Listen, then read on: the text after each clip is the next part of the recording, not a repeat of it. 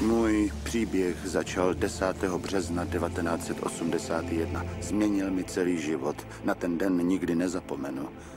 Spadl jsem s letadlem.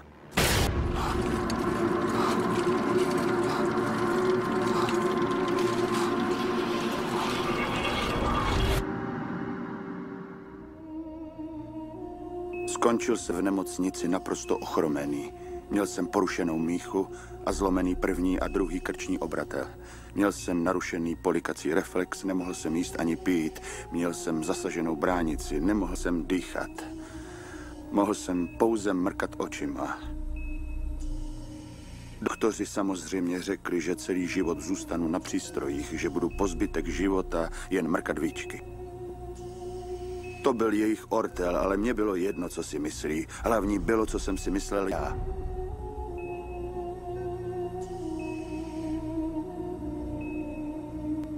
Představil jsem si, jak jsem zase normální a jak vycházím z té nemocnice.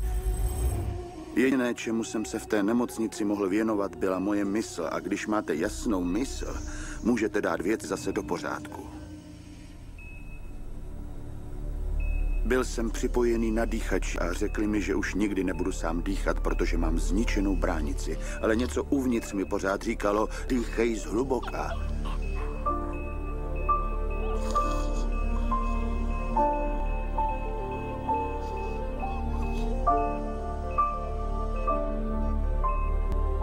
Nakonec mě od něj odpojili.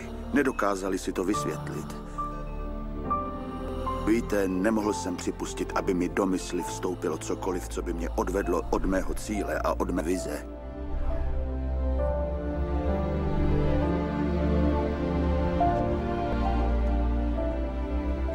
Tak jsem si dal za cíl, že z té nemocnice na Vánoce odejdu. To byl můj cíl.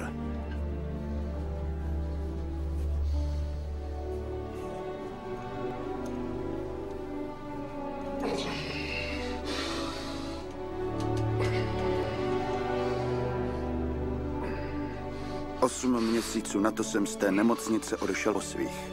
Tvrdili, že to není možné. Na ten den nikdy nezapomenu.